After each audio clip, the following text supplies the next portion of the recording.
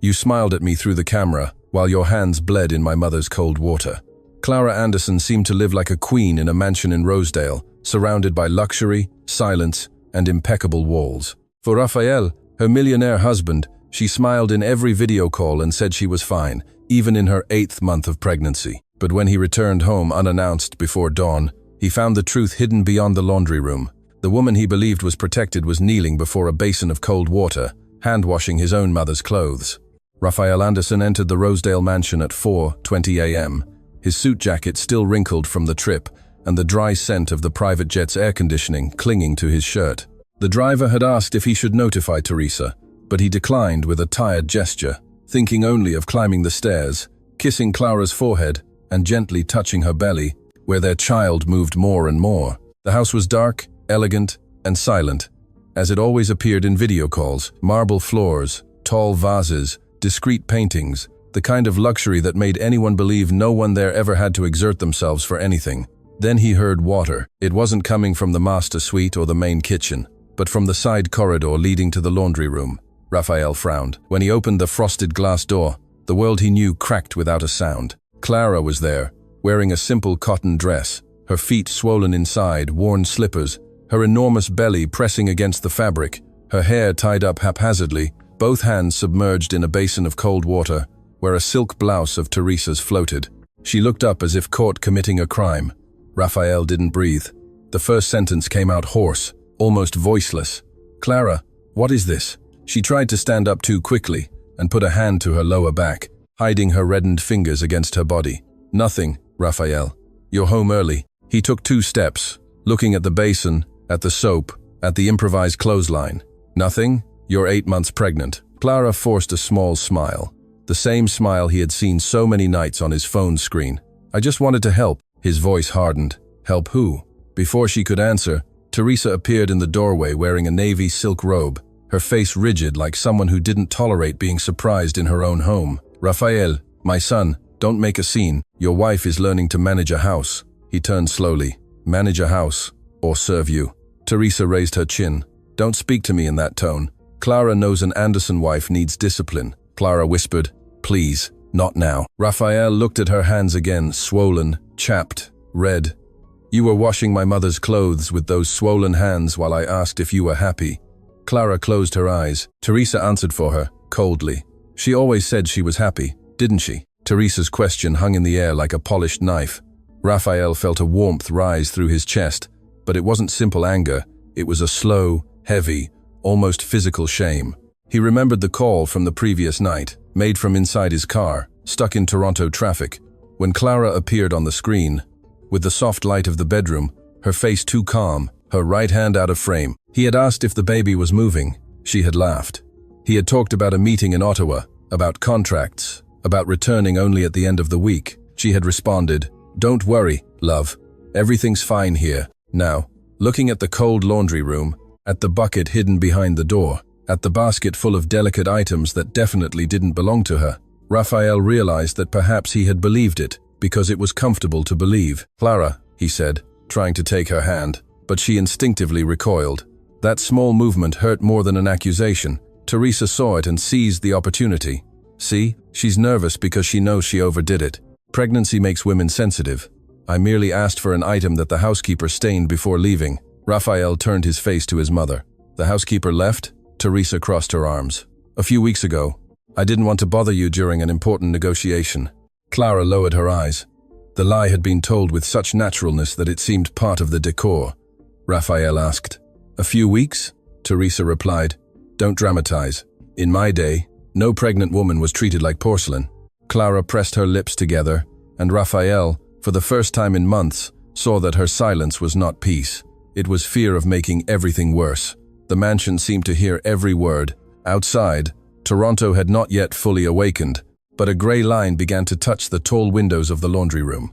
Rafael approached the basin and put his fingers in the water. It was cold as glass. He immediately withdrew his hand, not because the temperature was unbearable, but because he imagined Clara there for hours, leaning, heavy, alone, trying to finish a task before anyone woke up. "How long has this been happening?" he asked. Clara shook her head as if the answer was too dangerous. Teresa let out a low laugh.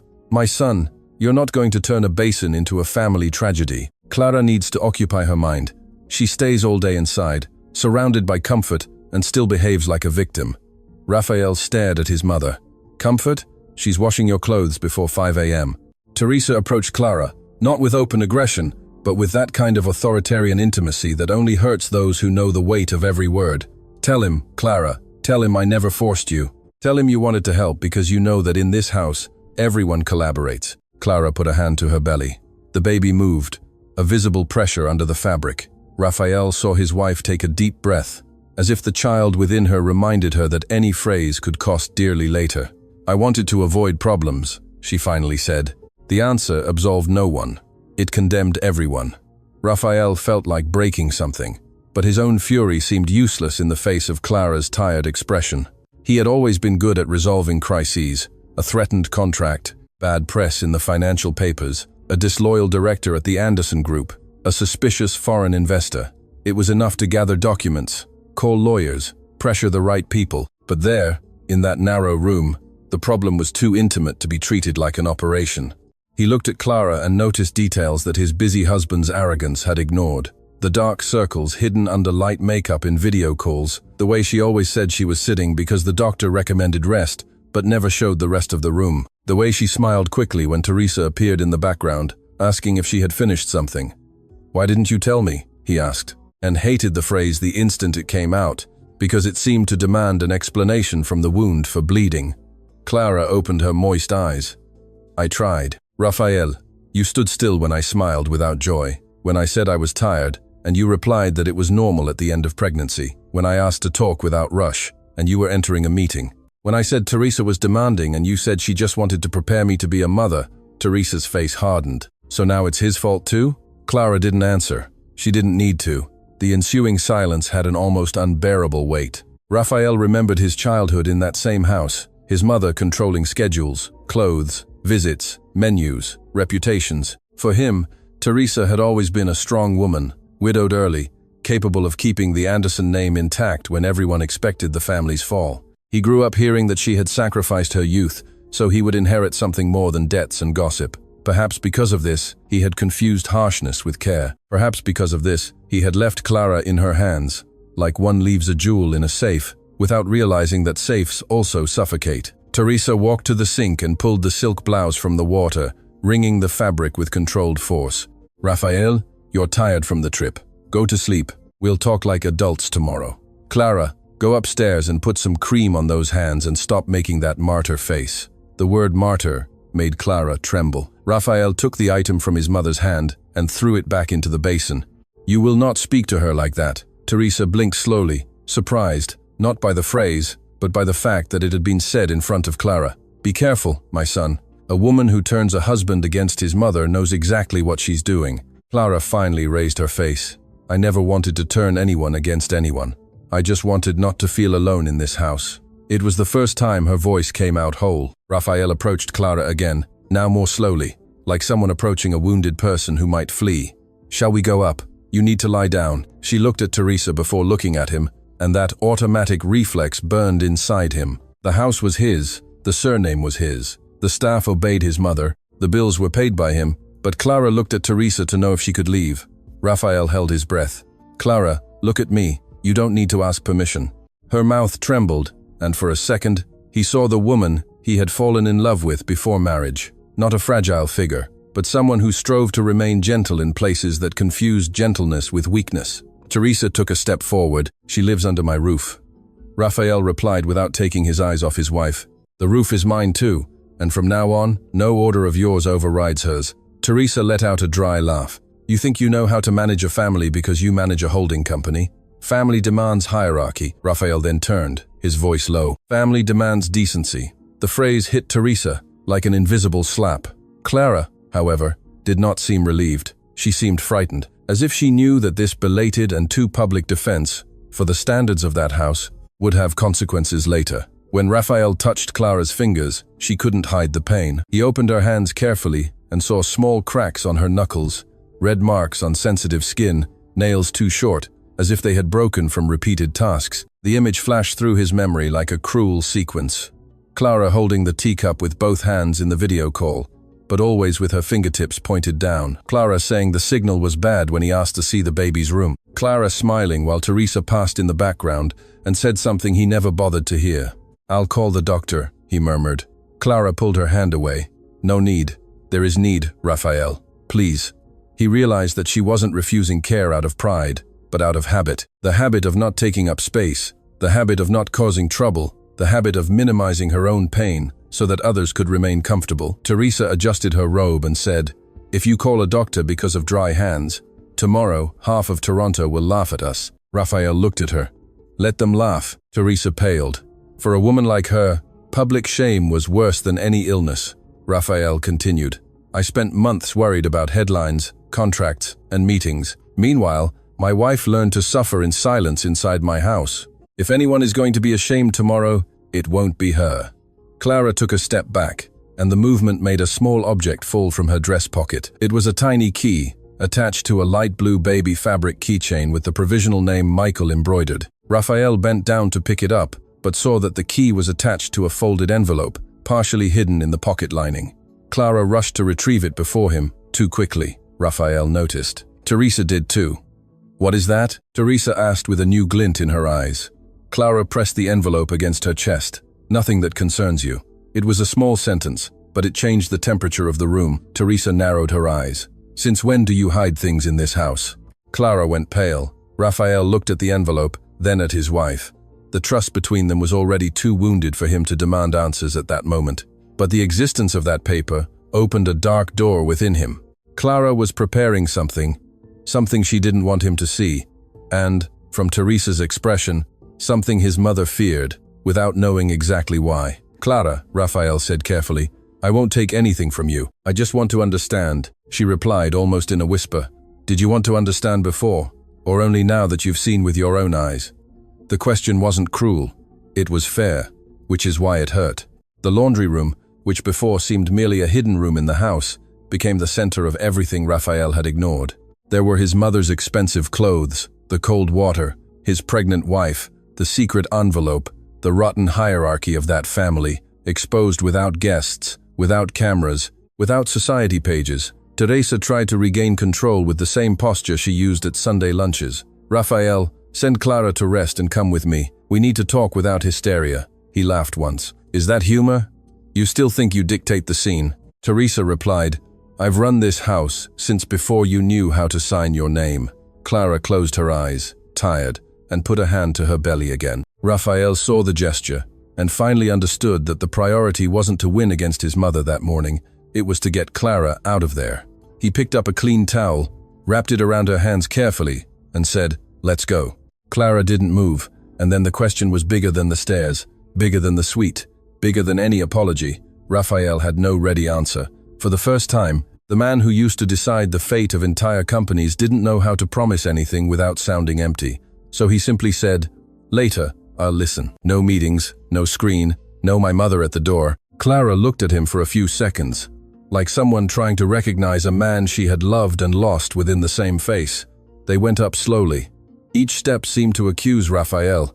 In the hallway, the mansion displayed old photographs of the Anderson family in silver frames.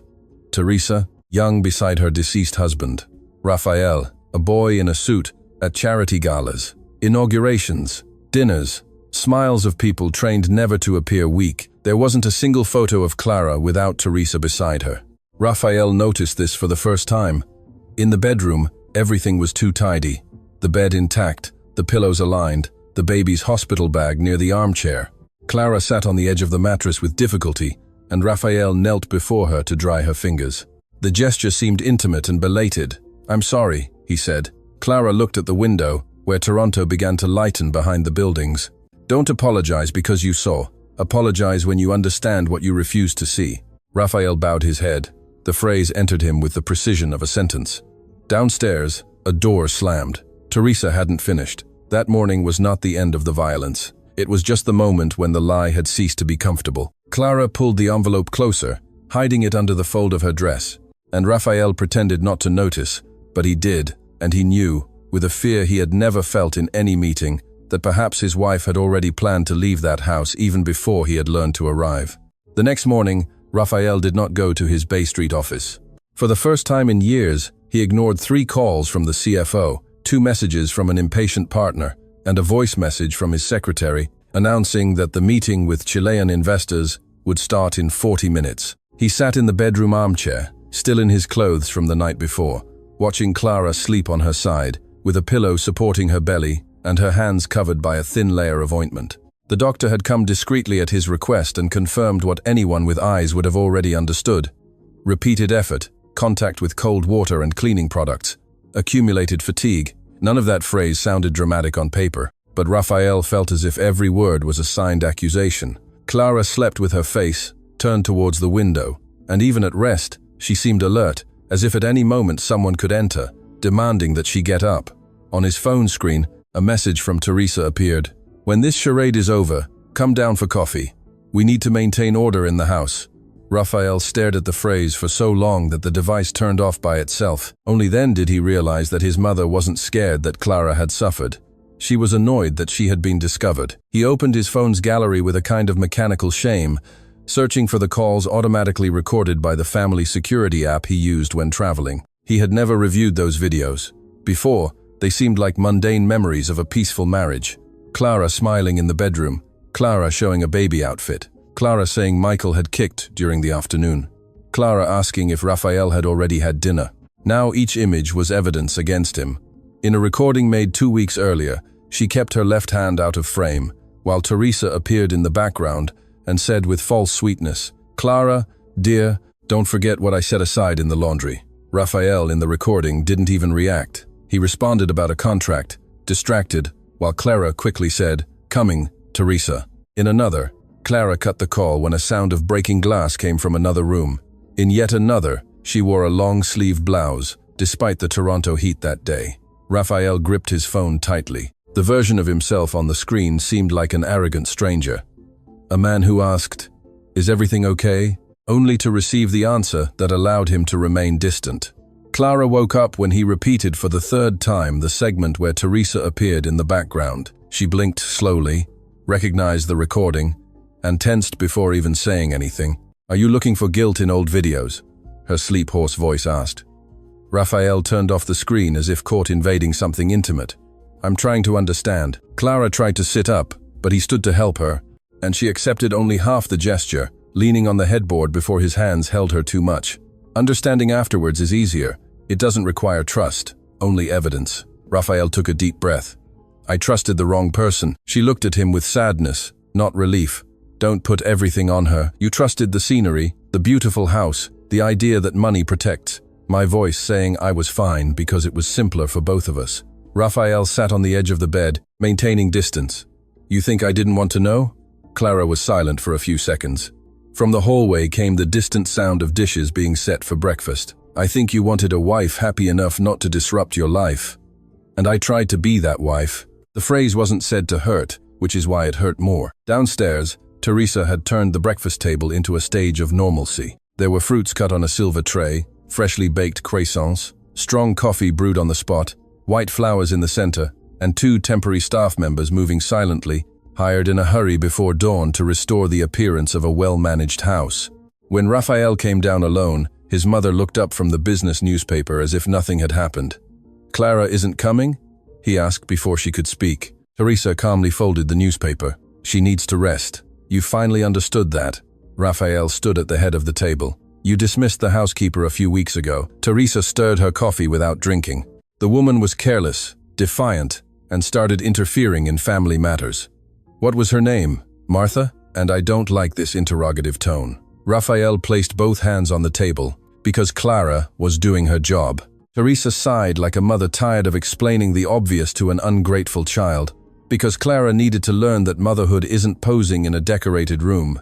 "You married a sweet girl?" "Yes, but soft, without structure. I was strengthening your wife, for real life." Raphael laughed, low, disbelieving. "Strengthening with cold water and humiliation?" Teresa finally lost some of her elegance. "Humiliation is seeing my son manipulated by tears."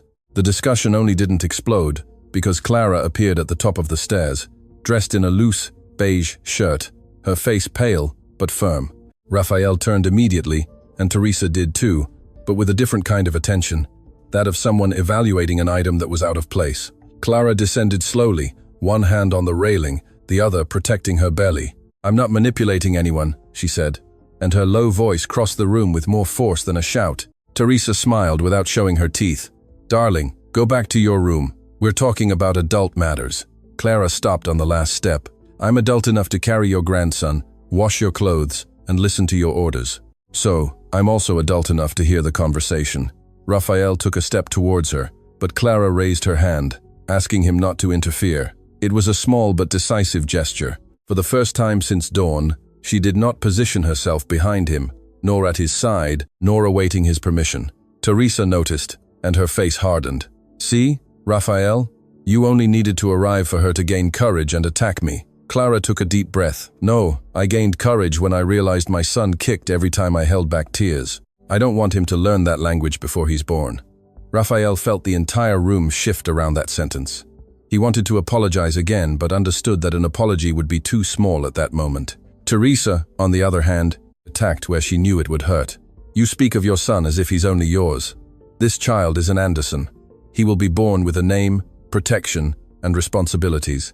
Do you think a girl from a small town in Nova Scotia, raised in a simple apartment, knows what it means to raise an heir?" Clara stood still, but her eyes gleamed. Raphael replied before her, "Don't speak of her origin as a flaw." Teresa turned to her son. "I speak as a fact. You were charmed by her delicacy, by her difference, by that humility that everyone now treats as a sacred virtue.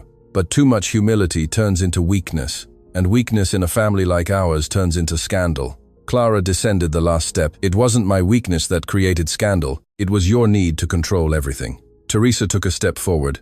"I kept this family on its feet when your father was still in school uniform. I know what happens when a woman comes here thinking love is enough." For an instant, his mother-in-law's voice faltered, almost human, but soon she recovered her composure. "I survived because I learned. You would learn too." It was in this small crack in Teresa that Raphael saw something he had never faced. His mother wasn't just defending a tradition, she was repeating an old wound, as if it were an educational method. He remembered vague comments about his paternal grandmother, a severe woman who had never fully accepted Teresa, even after marriage. He remembered parties where his mother observed other women with a mix of disdain and fear, as if every daughter-in-law, every young wife, every female presence with the Anderson surname was a threat to the position she had earned. But understanding the origin of the violence did not diminish it. Raphael said in a low voice, "You will not turn Clara into what they did to you." Teresa paled, and for a second, it seemed he had invaded a forbidden room of her memory. "You know nothing of what they did to me." "Perhaps not," he replied, "but I know what you did to her." Clara looked at Raphael, and in that gaze, there was no forgiveness. There was only surprise that he had finally named the right thing. Raphael's phone vibrated on the table. It was a message from an unknown number. "Mr. Raphael, sorry to reach out like this. This is Martha, former household staff. If Clara is not well, I can explain some things." The name made the air change. Teresa saw the screen before he could block it, and her expression revealed more than any confession. "That woman is lying, whatever she says," she stated too quickly. Raphael raised his phone. "You said she was careless. Why would she be worried about Clara?" Teresa replied. "Because she wants money?" Clara closed her eyes, and Raphael realized she knew about that message before he did. "You spoke with Martha?" he asked. Clara hesitated. "She contacted me after she left. She said she couldn't stand to see certain things anymore." Teresa slammed her teacup onto the saucer. "Certain things? What cheap melodrama." Raphael opened the next message that had just arrived. It was a blurry photo, taken from a distance, showing Clara in the outdoor area of the house, holding a bucket, while Teresa pointed to the ground. The date was almost a month ago. Martha had written, "She asked me not to tell you, said you were under a lot of pressure, and she didn't want to become a source of conflict between mother and son." Clara put a hand to her forehead, as if the exposure of that photo hurt as much as the physical effort. Raphael felt a new anger, but now also directed at his own absence. He wanted to say she should have told him, but the answer was already there. Clara had tried in small ways, and he only recognized requests when they came in the form of an emergency. Teresa stood up with forced elegance. "I will not stay at this table being judged by a resentful former employee's message." Raphael put his phone away. "You will stay where I ask until I understand everything." Teresa laughed incredulously. "Have you forgotten who you're talking to?" "No. For the first time, I'm remembering." Clara looked at him, frightened by his tone. Rafael, don't turn this into a war. He turned to her. It was already a war before I arrived. Only I didn't know.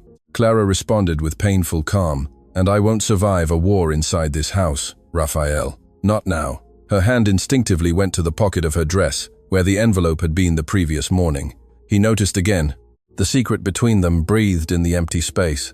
That afternoon, Rafael locked himself in the mansion's study, but not to work. The room smelled of leather, dark wood, and old power, with a wide window overlooking the impeccable garden that Teresa had pruned twice a week. He called Martha.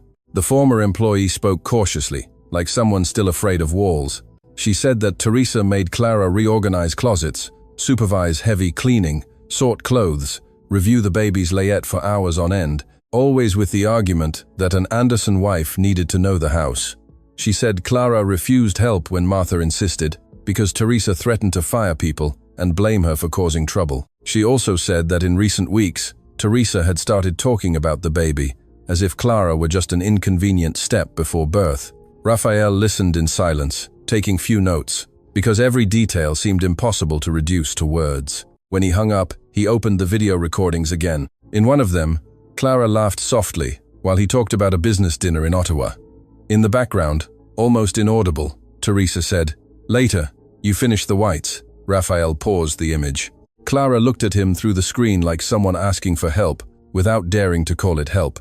By evening, he found Clara in the baby's room. The walls were light, with small details in blue and natural wood. There was an expensive crib, a nursing armchair, and shelves full of gifts sent by acquaintances from Toronto's elite. Everything seemed perfect, but Clara was sitting on the rug, carefully folding tiny clothes, as if she needed to organize something she could still control. Rafael stood at the door.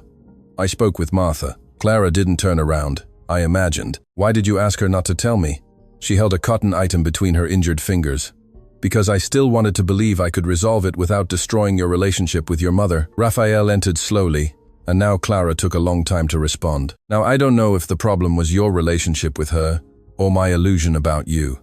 He sat on the floor at a respectful distance. "I failed." Clara let out a sad laugh. "You failed many times before you realized you were failing." The baby moved, and she closed her eyes, breathing until the pain passed. Rafael wanted to touch her belly but didn't dare ask. Clara saw the interrupted gesture and said, "He moves more when you speak softly." Rafael smiled without joy. "Then he must not know me well." For the first time that day, Clara almost smiled. Almost. The truce was short-lived. Teresa appeared at the door of the baby's room, holding a white envelope, different from Clara's thicker, with the subtle Anderson family crest imprinted in the corner. "Since everyone decided to turn care into accusation, we need to talk about security," she said. Rafael stood up. "Not now." Teresa ignored her son and looked directly at Clara. "After the birth, the baby's routine will be supervised by me and the team I will hire. You will only sign a domestic authorization, nothing much. This way, we avoid improvisations." Clara was very quiet. Rafael realized that this wasn't the first time his mother had mentioned it. "What authorization?" Teresa replied with rehearsed naturalness. "A formality. Clara is young, emotional. She doesn't know our structure. Michael will need stability." Clara clutched the baby's outfit. "I won't sign." Teresa smiled. "Yes, you will. A responsible mother accepts help." Rafael took the envelope from his mother's hand before she came any closer. "Have you gone mad?" Teresa finally dropped her mask. "I'm trying to prevent this girl from turning my grandson into an instrument against you." Clara stood up with difficulty, but without asking for support. "Your grandson is not an instrument, and my son will not be born, owing obedience to your pain." The room seemed too small for the 3 breaths. Rafael opened the envelope and saw pages with generic language about care organization, authorization for routine decisions, grandmother's access to the medical team, and the baby's schedule. Nothing seemed scandalous enough to be called a crime, and precisely because of that, it was dangerous. A document designed to appear reasonable while marginalizing Clara from her own motherhood. He looked at his mother. "You prepared this?" Teresa adjusted her now dark red robe, as if still at an elegant dinner. "Before it's too late," Clara whispered. "She showed me a version yesterday." Rafael turned to his wife. "Yesterday?" Clara nodded. "Said if I didn't sign after the birth, she would make you believe I was unstable." Teresa raised her voice. "Because you are unstable. You're creating a drama in my house." Clara took a step forward, And at that instant, despite her tired face and wounded hands, she seemed bigger than all of them. No, the drama ended when he went down to the laundry room. Raphael tore the pages in half, but Clara did not seem satisfied. Torn paper did not undo months. Teresa, her eyes gleaming with hatred and fear, said in a low voice, "You will regret turning my son against me." Clara replied before Raphael, "I regret turning against myself for too long." Later, when Teresa left, slamming the door, and Raphael arranged for no one to enter the room without Clara's authorization, the two remained alone in the blue silence of the baby's room. Outside, the city shone distant and indifferent, with its glass buildings, muffled horns, and lives stacked one upon another. Raphael still held the pieces of the document in his hand. "I'll fix this," he said. Clara looked at him with an ancient exhaustion. "Fixing isn't controlling." He swallowed his ready answer. "Then tell me what to do." She ran her hand over the empty crib. "Start by believing me before you find a photo, a message, or a piece of paper." Raphael lowered his eyes. Clara continued, "Lower, and stop thinking that protecting me is deciding for me." He nodded, but she still reached for her pocket, searching for something that wasn't there. Her envelope. Raphael saw the gesture and felt the fear return. There was a silent plan being built behind the woman he believed he knew. Only this time, he didn't dare to ask. For the first time, he understood that some answers are not demanded. They are earned. Clara spent the next morning without touching on the subject of the envelope, and Raphael learned with difficulty that silence was not always an invitation to insistence. He cancelled his trip to the holding, asked for meetings to be transferred to video conference, and had a new electronic lock installed in the suite corridor. But when he told Clara this, expecting some sign of relief, he received only a tired look. "You just exchanged one door for another," she said, sitting at the vanity, slowly applying cream to her wounded hands. Raphael stood behind her, reflected in the mirror, like a man bigger than his own usefulness. "I just wanted to make sure my mother doesn't enter without permission." Clara closed the cream jar. "And when you travel again? When someone says it's for my own good? When I'm weak after childbirth and too tired to argue?" He didn't answer. At that instant, he understood that quick measures could protect a corridor but wouldn't rebuild trust. Clara stood up with effort and walked to the window overlooking the mansion's impeccable garden, the aligned palm trees, the discreet gate separating the Anderson family from the rest of Toronto. "This house is beautiful, Raphael, but I learned to breathe softly here." He took a step towards her. "I don't want you to leave." Clara didn't turn her face. "I also didn't want to leave." The phrase hung between them until lunchtime, when Teresa decided to turn her own absence into a presence. She didn't appear at the table but had only dishes served that Clara had been refusing for weeks due to nausea. Fish with strong sauce, bitter salad, overly acidic juice. Raphael noticed the detail when Clara put the fork to her mouth and went pale. The embarrassed temporary cook explained that she had followed the menu left by Teresa earlier. Raphael dropped his napkin.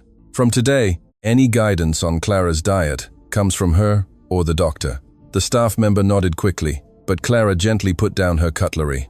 "You're giving the right orders to the wrong people." Raphael looked at her. "What do you mean?" "That everyone in this house learned to obey your mother to survive. You don't change that with one sentence." He took a deep breath. "Then, help me change." Clara smiled sadly. "You still speak as if I'm a consultant for your family's moral reform."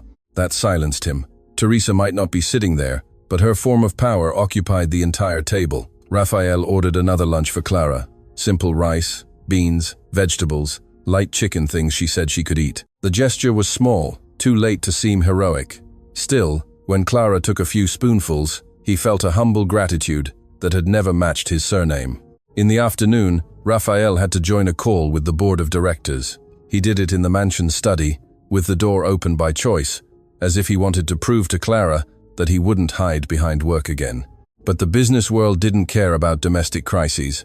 On the screen, executives spoke of contracts, margins, reputational risks, and he responded with short phrases while observing the corridor behind him in the window's reflection. That's how he saw Teresa pass, heading towards the suite, carrying a leather folder. He interrupted the director in the middle of an explanation about investors, leaving the call without saying goodbye. In the corridor, his mother was already at Clara's door, speaking softly to someone on her cell phone. "No, Dr. Allen, I still prefer that the document be kept ready. My son is emotionally confused, but that will pass. After the birth, everything will be simpler." Raphael felt his blood run cold. "What document?" Teresa turned slowly, not startled, just annoyed at having been overheard. "Are you spying on me now?" He held out his hand. "The folder." Teresa laughed. "Don't be ridiculous." The suite door opened before the tension turned into a shout. Clara appeared, her face pale. "I know what document it is." Raphael looked at her. Clara continued, her voice almost without tremor. "It's the version that takes medical decisions away from me. If she manages to convince someone that I'm emotionally incapacitated." For the first time, Raphael felt a fear deeper than domestic cruelty. This had method. Teresa didn't improvise. She surrounded, prepared, left papers with neutral language, convenient witnesses, phrases that could appear as concern to doctors or relatives. "You sought a lawyer to remove Clara from decisions about her own child." Teresa raised her chin. "I sought guidance to prevent a tragedy. She's fragile, resentful, easily influenced. You saw how she talks about leaving. What if she disappears with the child? What if she refuses help? What if she puts our grandson at risk to prove independence?" Clara put a hand to her belly, not from weakness, but as a silent promise. "You call everything you don't control a risk." Teresa pointed at her. "I call a mother who hides documents in her pocket and talks to former employees behind your back a risk." Raphael turned to Clara. The word documents touched the point they both avoided. Clara noticed his gaze and hardened. "Don't do this," he said softly. "I just need to know if there's anything that can protect you," she replied. "Or something that proves you still don't trust me." Teresa smiled, pleased with the crack she had just opened. "See? She always turns care into accusation." That was the afternoon their marriage stopped bleeding in silence and began to bleed aloud. Clara entered the room, picked up a baby blanket, and tried to fold it with trembling hands. Raphael followed her, closing the door to leave Teresa outside, but excluding his mother was not enough to create intimacy. "Clara, I'm trying to be on your side." She turned, her eyes moist and firm. "Being on my side isn't interrogating me when your mother uses a word. I'm not interrogating." "Yes, you are. Only now, your voice is lower." Raphael recoiled as if struck. Clara took a deep breath and continued. "You want to understand the envelope? Fine. I sought guidance. Not to take your son from you, not to run away with Michael, not to destroy your name. I sought it because I started to fear what would happen to me after childbirth, when I was anesthetized, bleeding, tired, or asleep. I started to fear waking up and discovering that decisions about my son were being made in the dining room." Raphael closed his eyes. That was worse than he had imagined. "Why didn't you tell me?" Clara let out a broken laugh. "Because I was afraid you'd say I was exaggerating." "And, Raphael, you would have." Her honesty left the room breathless. He tried to approach, but Clara raised her hand. It wasn't theatrical rejection. It was a boundary. "I don't want to explain my pain anymore, as if I were presenting a report."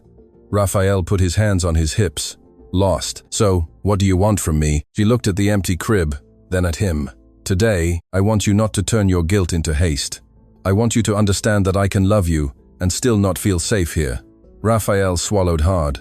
The word safe was too simple for the dimension of his failure. He built buildings, closed contracts, commanded hundreds of employees, paid the best doctors, chose the most expensive crib, hired private security for the gate, and his wife didn't feel safe in the room next to his.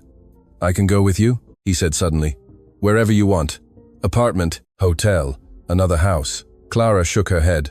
"You still think the solution is to move my body from place to place. The problem is that for months, I had to leave myself to fit into this family." Raphael didn't know how to respond. No CEO phrase survived such an intimate truth. In the late afternoon, Teresa called a family dinner without asking anyone's authorization. Raphael found out when he saw 3 cars enter the gate: a widowed aunt, a cousin connected to the holdings board, and Alan, the longtime family lawyer, a man of gentle speech and eyes trained not to show opinion. The table was set with the formality of an important Sunday, though it was only a heavy Thursday.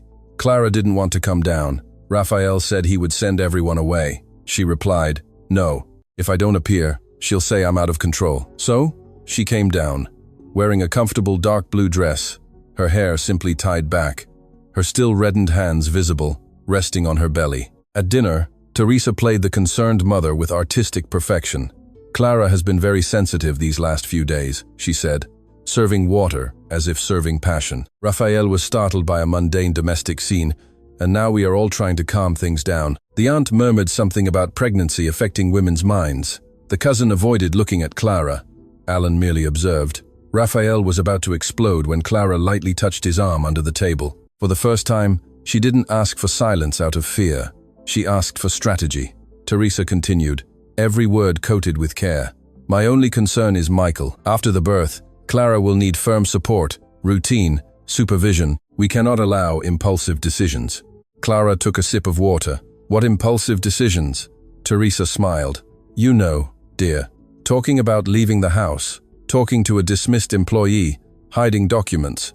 The aunt looked at Clara with discreet disapproval. Raphael felt the trap closing. Teresa was painting a picture of instability before witnesses, preparing the ground for any papers she wanted to use later. Clara slowly put down her glass. Teresa, do you really want to talk about documents at this table? Silence fell. Teresa narrowed her eyes. Don't threaten. Clara took a deep breath. It's not a threat. It's exhaustion. Alan cleared his throat. Perhaps it's best for everyone to calm down. Clara looked at him. Doctor, if a pregnant woman seeks guidance on how to ensure her medical decisions are respected, is that instability or prudence? The lawyer hesitated, too careful to lie outright. It depends on the context. Clara nodded. Well, the context is that I was asked to sign an authorization that would hand over part of my son's routine to someone who isn't me. The aunt put a hand to her chest. The cousin finally looked at Teresa. Raphael realized that Clara wasn't just defending herself. She was choosing the battlefield. Teresa dropped her cutlery. You distort everything. I offered structure. Clara replied without raising her voice. Structure doesn't need threats. Teresa turned red. You entered this family without understanding anything about it. Clara looked around the table at the silver, the crystal, the polite faces that for years had confused politeness with cowardice. I understood enough. I understood that everyone here speaks softly so as not to contradict you.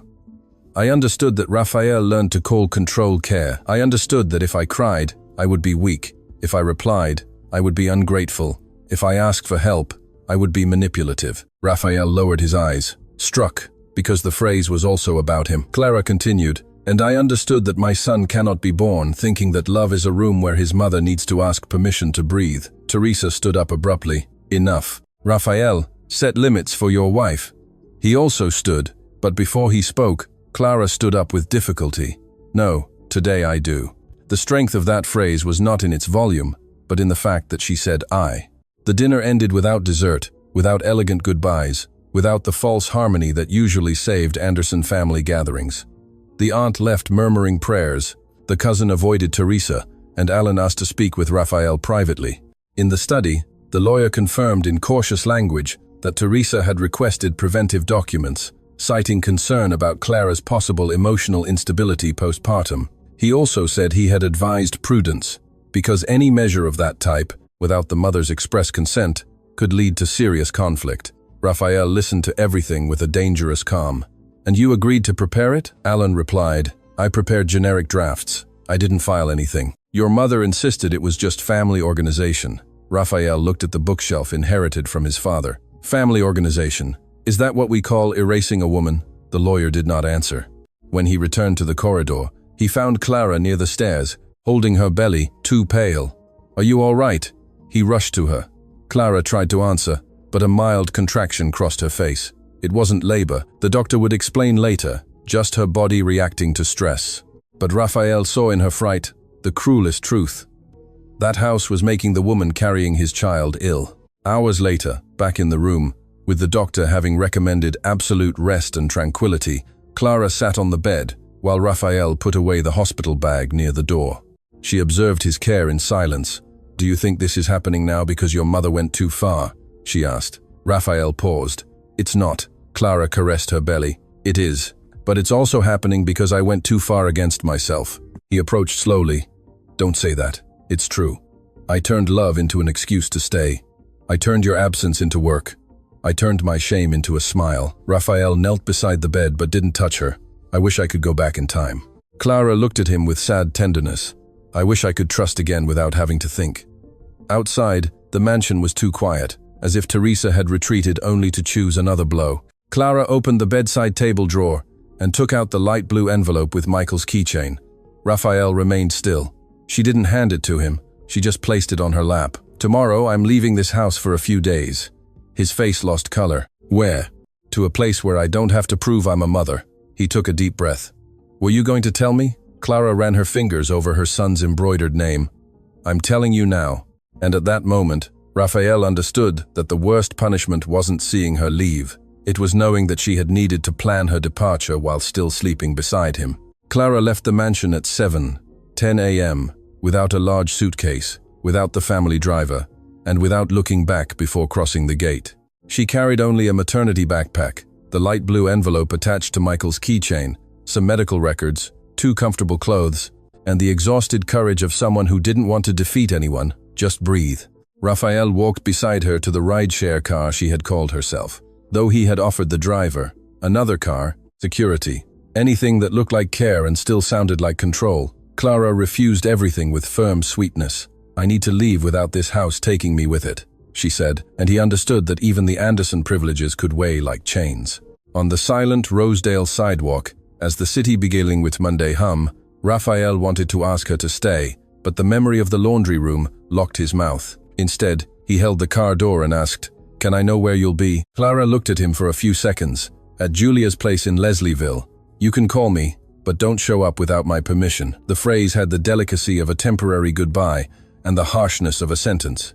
Raphael nodded. When the car departed, he stood at the gate, rich enough to buy half the street, too powerless to prevent his wife from fleeing the house he called home. The mansion seemed different without Clara, as if the luxury had lost its excuse to appear welcoming.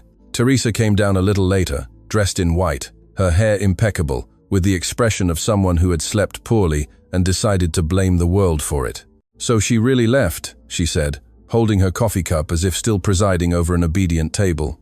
Raphael didn't answer immediately. He was in the main living room, looking at the armchair where Clara used to sit during video calls, always with a blanket over her hands. Teresa continued, "You realize this confirms everything. A balanced woman doesn't leave, 8 months pregnant, to a friend's house without need." He turned his face slowly. "A secure woman doesn't need to leave." Teresa pressed her lips together. "Don't start." Raphael walked to the coffee table, where he had left the torn pieces of the previous day's document inside a transparent folder. "I didn't start anything, Mother. I arrived late." The word mother came out without tenderness. Teresa noticed, and for an instant, her control wavered. "Raphael, I did what any experienced woman would do. Clara is weak. You're too in love to see it." He looked at the corridor leading to the laundry room. "No, I was too absent to see it. You counted on that, didn't you?" Raphael spent the next hours dismantling the invisible architecture of Teresa's power. He called the house administrator and discovered that all permanent staff had been dismissed or transferred in the last 2 months by her direct orders. He asked for internal camera records and received a convenient technical explanation. The laundry room camera had a recurring malfunction, always between 5 and 7 a.m. He called the temporary cook, the gardener, the night doorman, and heard fragmented, frightened versions, full of pauses, but all pointing to the same center. Clara never screamed. Teresa never needed to scream. She just needed to say that Mr. Raphael shouldn't be disturbed, that Clara was sensitive, that the Anderson family handled its matters internally. At 11 a.m., Martha arrived through the side entrance, nervous, holding her phone with both hands. Seeing Raphael in the study, she almost apologized for existing. "I didn't mean to harm Clara," she said before even sitting down. Raphael replied, "I know who harmed Clara. It wasn't you."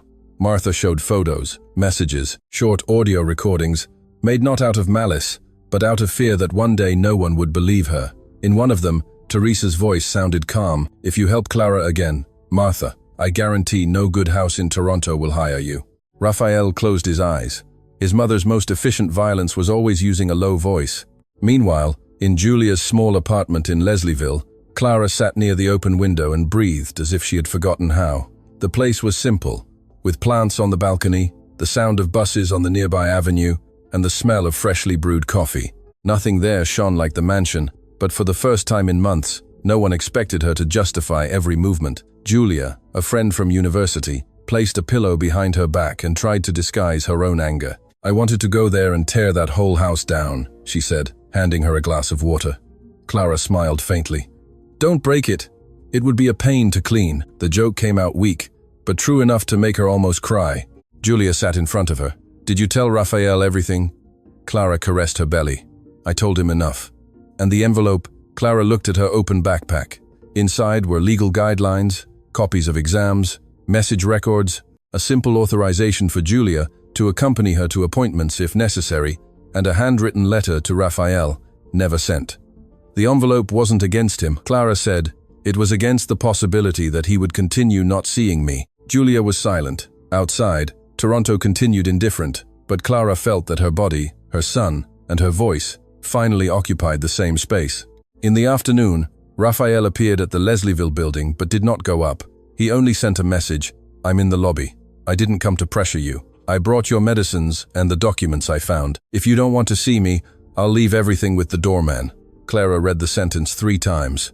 Julia crossed her arms. "Want me to go down?" Clara thought of the man kneeling by the bed, of his broken voice in the laundry room, but she also thought of the husband who for months had confused her smile with truth.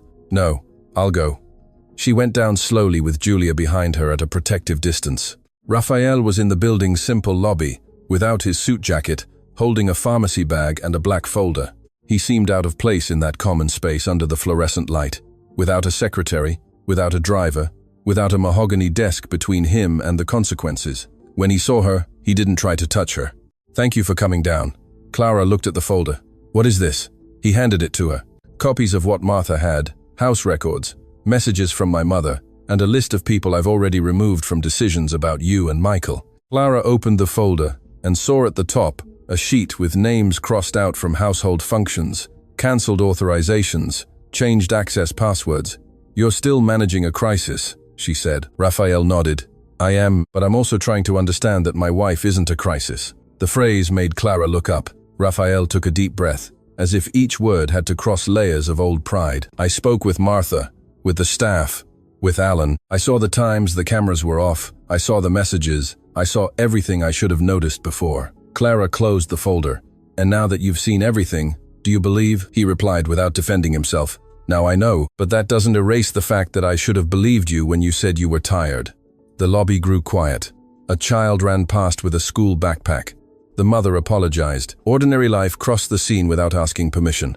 Clara liked that. In the mansion, everything seemed too grand to allow humanity. There, between an old elevator and mailboxes, she could just be a pregnant woman talking to her husband. "I didn't leave to punish you," she said. Raphael swallowed hard. "I know. You left because if you stayed, you would end up smiling again to calm everyone down." He bowed his head. "I don't want that smile anymore." Clara held her belly as Michael moved. "Don't promise quickly." Raphael looked at the movement under her dress with a contained tenderness. "Then I'll promise slowly, by doing." She wanted to believe him. She couldn't yet. That night, the true rupture happened in the mansion. Not before cameras, but before the family Teresa had always used as an obedient audience. Raphael summoned the aunt, the cousin, Alan, and 2 longtime administrators of the family's assets for a meeting in the dining room. Teresa arrived last, annoyed at not having been consulted. "What is this spectacle?" she asked. Raphael did not raise his voice. On the table, he placed the folder with evidence, but he didn't start with them. He started with his own guilt. "For months, I left Clara alone in this house. My mother took advantage of my absence and the trust everyone here placed in her, but I allowed that trust to exist without oversight, without listening, without decency." Teresa laughed, trying to cut the tension. "What a rehearsed speech. You're going to expose your mother because of a resentful wife?" Raphael looked at her. "I'm not going to expose a system you created and that I sustained." The aunt remained still. The cousin lowered his gaze. Alan, for the first time, seemed uncomfortable. Raphael played the audio in which Teresa threatened Martha. Then he showed the messages about Clara, the documents, the camera schedules. There was no shouting, only the small, devastating sound of a reputation detaching from the wall. Teresa tried to defend herself, as always, first with dignity, then with self-pity, finally with defiance. "I did everything for this family," she said, her voice rising. "When your father died, everyone expected me to fall. Your grandmother treated me like an intruder. I ate alone at tables like this. I heard worse orders. I swallowed humiliation so that you would have a name, a company, a future. Do you think Clara is the first woman to suffer in a grand house?" The question revealed the abyss. Raphael replied slowly, "And that's exactly why she should have been the last." Teresa seemed to lose her breath. He continued, "You turned your pain into a rule. You called cruelty preparation, control care, fear tradition. But Michael will not be born into that inheritance." Teresa looked around, seeking support in the faces that once bowed. No one spoke. The aunt cried in silence, perhaps for Clara, perhaps for her own cowardice. The cousin stared at the audios as if finally understanding why so many women entered that family in silence. Teresa realized that her authority had not been destroyed by Raphael. It had been abandoned by those who no longer wanted to carry it. Raphael's decision was simple, and therefore harsher. Teresa would leave the house administration immediately. Passwords, household contracts, medical authorizations, and security team contacts would pass to Raphael. And when Clara accepted, to Clara, Teresa would temporarily stay in the family's Yorkville apartment, with the accompaniment of a therapist indicated by the aunt herself, not as public punishment, but as a concrete limit. She would not have access to Clara, Michael, or medical information without the child's mother's express permission. Teresa heard everything, her face white with fury. "You're kicking me out of the house I rescued?" Raphael replied, "I'm taking you out of the house you turned into a proving ground." She approached him, her eyes moist for the first time. "You will regret it when that woman takes your son from you." Raphael held her Gase. "If Clara decides she needs to be away from me, I will deserve to face that, but I will not allow you to use my fear to hurt her more." Teresa opened her mouth, closed it, and there was the true defeat. Not the loss of the room, nor the keys, nor the table. The loss of her son as an accomplice. The next day, Raphael brought Clara a copy of the decisions, but he didn't present it as a trophy. He found her in a quiet cafe near a subway station, where Julia had dropped her off before an appointment. Clara wore a simple green dress, her hair loose, her face tired, but less withdrawn. He sat across from her, after asking permission. "My mother left the mansion," he said. Clara stirred her tea slowly. "You want me to come back?" The question was too direct for any manipulation. Raphael responded with what he had learned the hard way. "I do, but I won't ask that as if it were proof of love.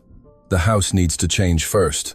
I need to change first." Clara watched the street through the glass, the cars, the hurried pedestrians, a city with no time for rich family dramas. "I read the letter I wrote to you," she said suddenly. Raphael remained still. "What letter?" She took a folded sheet from the blue envelope. "I wrote it the week Martha left. I never had the courage to deliver it." Raphael didn't touch the paper. Clara opened it and read just a passage in a low voice. "Raphael, I'm not afraid of washing clothes, of losing comfort, of living in a smaller place. I'm afraid my son will learn that a woman must smile when she is being erased." He closed his eyes. There was no possible defense. Clara folded the letter again. "That was my real plan. It wasn't to flee. It was to leave a truth where you could finally find it." Labor threatened to begin that same afternoon, not dramatically, but with spaced contractions that made Raphael and Julia take Clara to a private hospital in Toronto. In the car, Raphael sat in the front seat, even though he wanted to be in the back beside her, because Clara asked Julia to hold her hand. He obeyed. That, more than any speech, showed that something in him was beginning to change. He accepted not being the center of care.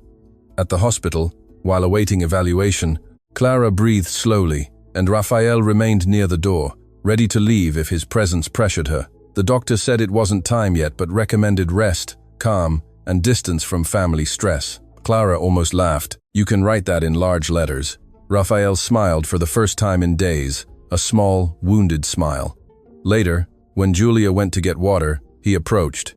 "I won't ask for forgiveness now," he said. Clara looked at him, surprised. "Why?" "Because I realized I used asking for forgiveness as someone trying to end a conversation. I want to hear the part that comes after the guilt." Clara took a deep breath, tired, but her eyes softened a little. "The part after the guilt is hard work." Raphael nodded. "I have time." She touched her belly. "Then start by learning to wait." That night, Clara returned to Julia's apartment, not to the mansion. Raphael accompanied her to the lobby, left the medicines, confirmed the time of the next appointment, and left without insisting on going up. Inside the car alone, he received a final message from Teresa. "You destroyed your family." He stared at the screen and, for the first time, didn't feel the impulse to reply like a frightened son. He wrote only, "I started to stop destroying mine." Then he blocked notifications for a few hours. On the 10th floor, Clara watched his car drive away from the window. Julia asked if she was sad. Clara caressed her belly, feeling Michael move with serene strength. "I'm scared," she replied, but not in the same way. On the table, the light blue envelope remained open. Inside, it was no longer just an escape route, copies of exams, or unsent letters. There was also space to decide without haste, to heal without pretending, to perhaps love Raphael again without giving up her own voice. The turning point was not Teresa's fall. It was Clara realizing that she could leave, be believed, and still not have to return until she was whole. Michael was born on a silent Tuesday morning, when Toronto still seemed suspended between the exhaustion of night and the haste of day. Clara did not scream, as Teresa always said weak women would, nor did she behave like the perfect heroine Raphael, in his guilt, might have wished to imagine. She was afraid. She cried, squeezed Julia's hand tightly, asked for water, complained about the pain, closed her eyes when the doctor explained the next step, and at one point looked for Raphael with her gaze. He was near the door, as he had promised, present without invading, attentive without commanding. When Clara extended her free hand, he approached slowly, as if that gesture were a sacred permission. "Stay," she said, almost voiceless. Raphael held her fingers carefully, so as not to hurt the still sensitive marks. "I'll stay." This time, the phrase didn't seem like possession. It seemed like a choice. Hours later, when Michael's cry filled the room and the small body was placed on Clara's chest, Raphael saw his wife smile effortlessly for the first time in months. It wasn't the rehearsed smile of video calls. It was crooked, moist, exhausted, and true. That's why he had to turn his face away to cry. In the private hospital, with large windows and the scent of mild antiseptic, the Andersons did not seem like a powerful family. They seemed like just three people learning to exist after a storm. Clara slept in short intervals, waking startled whenever Michael made a sound. Raphael spent the first night sitting in a narrow armchair, cradling his son with such visible insecurity that the nurse had to teach him how to support the baby's head twice. He didn't complain, didn't make a joke to hide his embarrassment, didn't call someone to do it for him. When Clara opened her eyes and saw him trying to change a diaper with the concentration of someone signing a multi-million-dollar merger, she almost laughed. "You're sweating," she murmured. Raphael looked at her, the diaper badly positioned and his face serious. "He's very small and he seems to be judging me." Clara let out a low laugh, the first that didn't come to calm anyone. Michael grumbled as if confirming the accusation. Raphael adjusted the diaper again, more slowly, and said, "I'll learn." Clara watched the two of them for a few seconds. The scene did not erase the laundry room, nor the nights of solitude, nor the cold water, but there was something new there. Raphael was not trying to appear ready. He accepted being a learner. Teresa learned of the birth from Raphael, not from photos sent in family groups, nor from an elegant announcement. He called when Clara was asleep and Michael was in the crib beside her, wrapped in a light blue blanket. His mother answered on the second ring, as if waiting for a chance to regain some position. "He was born?" she asked, and her voice trembled in a way Raphael almost recognized as tenderness. "He was born. He's fine. Clara is too." There was silence. Then Teresa said, "I want to see him." Raphael closed his eyes. Before, he would have decided alone, perhaps allowed the visit in the name of peace, perhaps placed Clara in another impossible situation. Now he looked at his sleeping wife, at her hands resting on the sheet, and replied, "Clara decides when." Teresa's breathing changed. "You're going to deny me knowing my grandson? I'm going to deny that you use love as an automatic right." On the other end, Teresa was quiet for a few seconds. "I'm your mother." Raphael felt the old phrase trying to open the usual door. "And Clara is his mother." He didn't speak with hatred. Precisely because of that, Teresa understood that it wasn't a passing outburst. He had moved the boundary. She hung up without saying goodbye.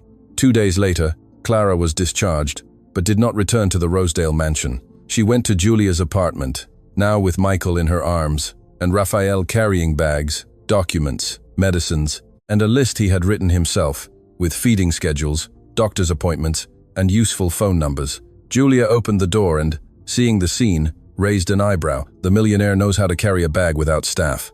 Raphael accepted the provocation with a humility that surprised even Clara. "I'm in training." Julia let them in but did not soften her protective gaze. The apartment became small with so many baby things, but Clara breathed better there than in any suite decorated by Teresa. On the first night, Michael cried for almost an hour. Raphael tried to soothe him, got the rhythm wrong, asked for guidance, received a tired explanation from Clara, and kept trying. When the baby finally fell asleep, he prepared decaffeinated coffee for Clara and a grilled cheese sandwich too crooked to be served at any Anderson table.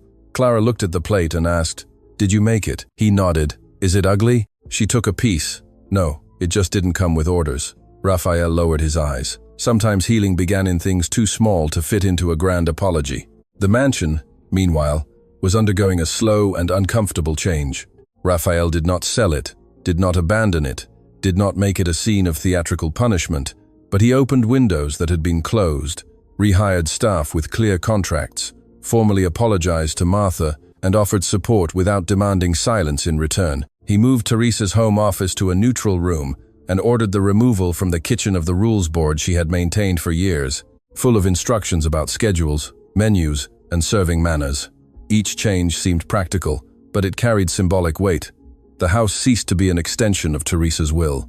Raphael's cousin, who had previously avoided confrontation, asked for a conversation and admitted that the family had always known Teresa was heavy-handed, but preferred to call her demanding. The aunt confessed, crying, that one day she had also seen Clara asking for help with her eyes during lunch and pretended not to understand. Raphael did not absolve anyone, not even himself, simply saying, "When everyone calls fear respect, someone always pays the price." And, for the first time, no one at the table dared to disagree. Teresa remained in the Yorkville apartment, like someone serving an unjust exile. In the first few days, she sent long messages to Raphael, alternating accusations, childhood memories, and phrases about ingratitude. Then she started writing to Clara, but the messages went unanswered. The therapist indicated by the aunt found in her a woman who spoke of sacrifice, as if it were expired currency, and of Clara, as if the daughter-in-law had stolen a place. Teresa never truly felt she possessed. On a rainy afternoon, Teresa received a box sent by Raphael.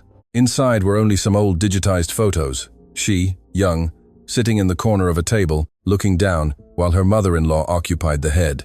She, pregnant with Raphael, holding a cup with both hands. She, years later, already widowed, standing in the mansion garden, serious, like a sentinel. Along with a short letter, "I believe in your pain. I don't accept what you did to her."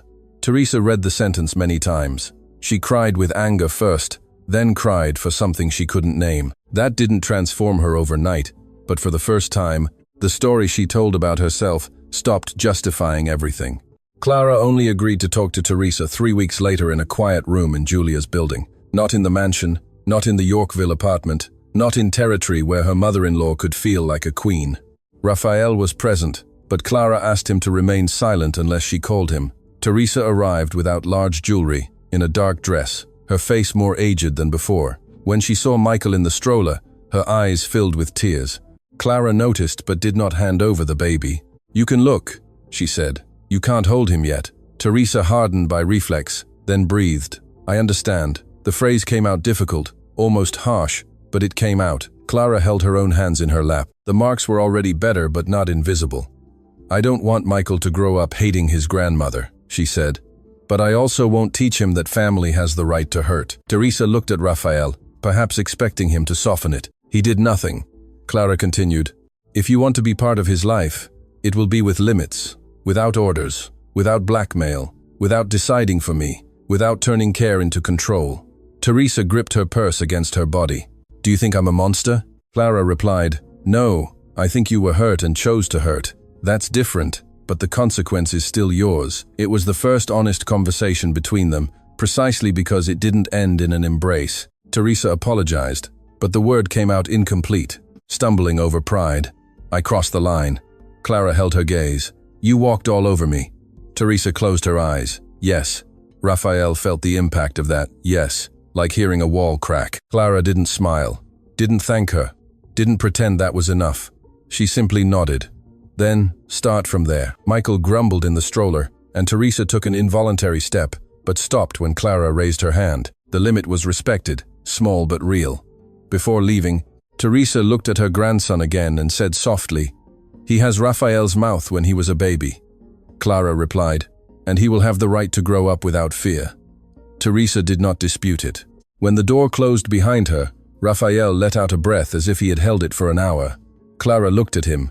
"Did you want me to hand Michael over to her?" He was honest. "An old part of me did. The part that still confuses peace with obedience." Clara lowered her eyes to her son. "That part needs to die slowly." Raphael nodded. "I know." The return to the mansion only happened 40 days after the birth. And even then it wasn't definitive. Clara agreed to spend an afternoon there with Michael, Julia, and Raphael to get a feel for the place before deciding anything. Entering through the Rosedale gate, her body remembered before her mind. The side corridor, the cold water, Teresa's voice, the impulse to hide her hands. Raphael noticed her attention and didn't say, "It's all right?"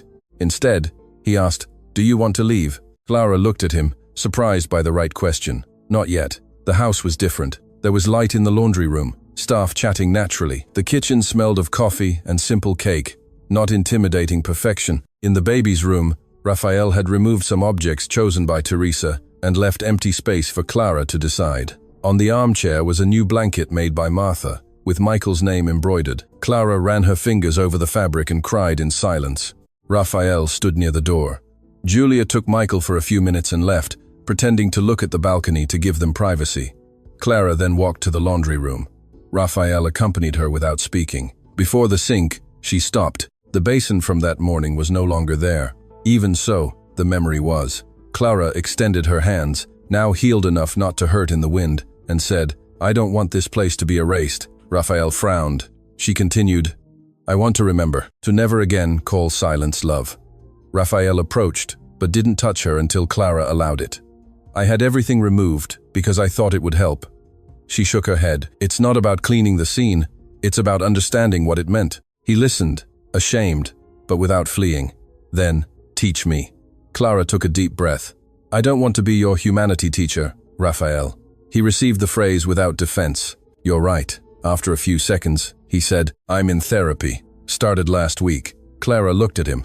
"Why? Out of guilt? Out of responsibility? And because I realized I know how to lead a company better than I know how to listen to someone I love." His honesty left him vulnerable, and Clara felt her own anger shift, not disappearing, but making space for something else. "I'll also need time," she said. "Not just to forgive you, but to forgive myself for having stayed." Raphael took a smaller step. "You stayed because you wanted to protect what you loved." Clara closed her eyes. "And I almost lost myself along the way." He replied softly, "I'll remember that when I feel like rushing things." This time, she allowed him to hold her hand, not as a savior, but as someone who still needed to earn the touch. In the following months, their marriage did not become a perfect fairy tale.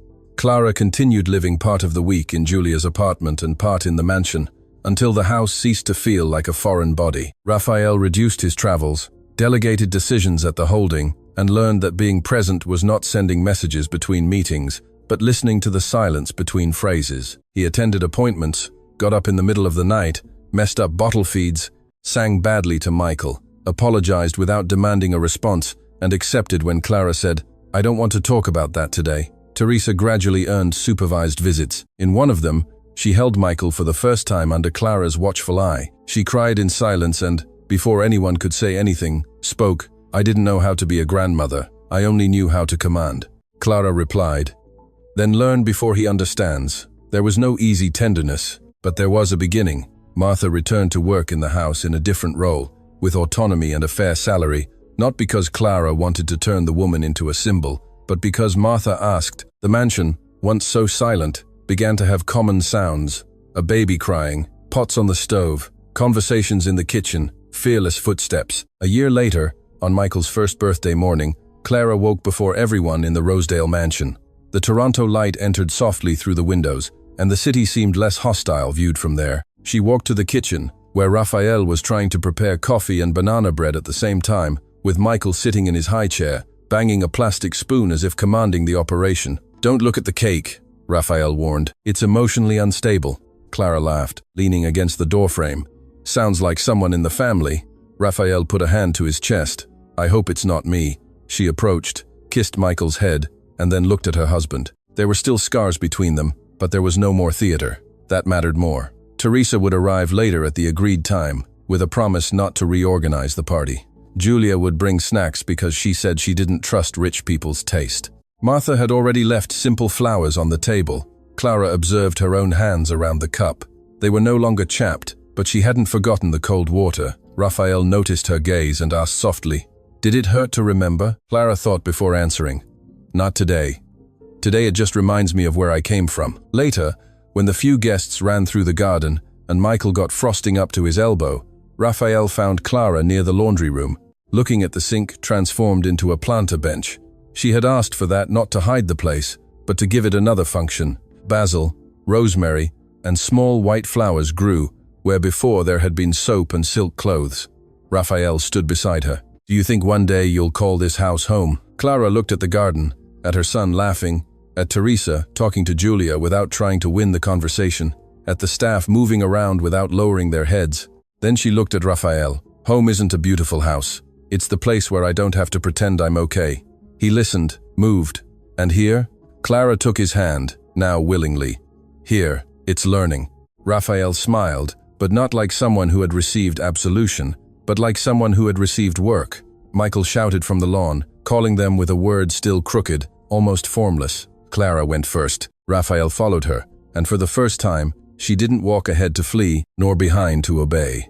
She walked beside him, her hands free, her smile whole, and the calm certainty that love, when true, does not demand silence. It demands presence. Michael's first birthday was not a grandiose party, though Raphael could have turned that day into an event discussed in Toronto's society pages. Clara refused the luxurious catering, exaggerated decoration, and professional photographers circulating through the Rosedale Mansion's garden, as if her son's childhood needed to appear perfect for strangers. She chose a simple table, banana bread with light frosting, small pastries from a tiny bakery in Leslieville, and white flowers placed in ceramic vases where silk clothes had once waited to be washed.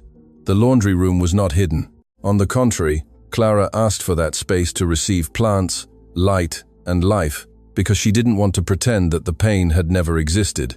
Raphael, hearing this, was silent for a few seconds before replying, "Then we don't erase it, we transform it." Clara looked at him, holding Michael in her lap, and for the first time, that phrase didn't seem like too beautiful a promise. It seemed like real work. Teresa arrived at 4 p.m., exactly at the agreed time, without an entourage, without heavy jewelry, and without trying to reorganize the party. She brought a small gift for Michael, a blue children's book, and a hand-embroidered blanket. Before, she would have demanded to hold her grandson as soon as she entered. Now she stopped before Clara and asked, "May I greet him?" The question was simple, but it carried a whole year of hard-learned limits. Clara observed her mother-in-law for a few seconds. Teresa still had pride in her shoulders, still had fear in her eyes, but no longer carried the cruel certainty that love gave the right to command. Clara nodded. "You may, but he just woke up, so go slowly." Teresa obeyed, touched Michael's little feet gently, and smiled when the boy grabbed her finger. Her eyes grew moist, but she didn't use the tears as a weapon. She just said softly, "He's strong." Clara replied, "He is loved. The strength comes later." Raphael saw the scene from the balcony with a cup of coffee in his hand, and his heart divided between relief and vigilance. He knew that an apology did not rewrite a story. He knew that Teresa would still have relapses, cutting remarks, impulses to control what did not belong to her. But he also knew that Clara was no longer alone inside that house. Martha circulated through the kitchen, laughing with Julia. The staff chatted without fear, and no one lowered their voice when Teresa passed.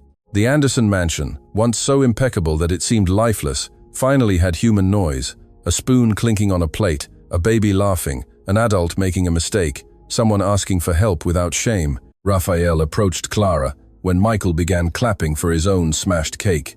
"Are you okay?" he asked. Clara took a long time to answer, not because she needed to pretend, but because now she allowed herself to think before reassuring someone. "I am," she said, "and this time it's true." Later, when the guests had left, and the garden was covered with crumbs, toys, and deflated balloons, Clara found Teresa in the old laundry room. Her mother-in-law stood before the planters, running her fingers over a rosemary leaf. "I hated this room," she confessed, without looking directly at Clara. "When I got married, your grandmother made me check towels here. I told myself that if I ever owned this house, no one would treat me like a servant." Clara remained quiet. Teresa continued, "But when it was my turn, I didn't destroy the place. I just changed who was on their knees." The phrase came out with shame, not with theatrics.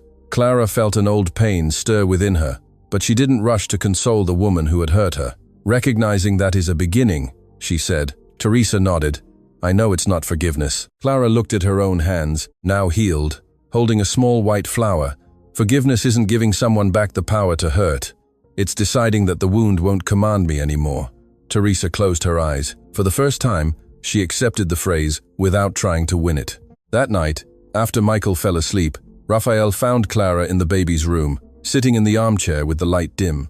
She held the book Teresa had brought and ran her fingers over the cover. "Do you think he'll understand one day?" Raphael asked from the door. Clara looked up. "Understand what?" That this family almost broke before he was born? Clara slowly closed the book. I hope he understands something else. That a family can stop repeating pain when someone has the courage to say enough. Raphael sat on the rug near the crib. I took too long to say it. Clara looked at him with quiet tenderness. You did, but then you didn't ask me to rush to keep up with your guilt. He smiled sadly. I learned that guilt is urgent. Love is not. Clara extended her hand. Raphael held it without squeezing. Her hands were no longer red, but he still remembered. And Clara did too. The difference was that now the memory didn't serve to trap them in the past. It served as a warning, as a root, as proof that her delicacy had never been weakness. When the mansion lights went out, Clara walked to the window and saw Toronto shining in the distance.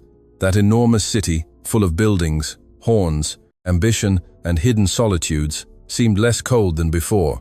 Raphael came from behind, but didn't hug her without permission. He just stood beside her. Michael slept in the room next door. Teresa learned to be a grandmother without possessing. Raphael learned to love without controlling. And Clara learned to remain without disappearing. She thought of the woman kneeling before the basin of cold water, trying to hide her hands from the camera so as not to worry her husband. She felt compassion for that version of herself. Not shame, not anger, compassion. Then she whispered, I will never smile again to hide pain. Raphael heard and replied, and I will never again call silence peace. Clara looked at him, smiled fully, and returned to her son's room. The house was still the same building, but that night, for the first time, it seemed to have opened doors from within.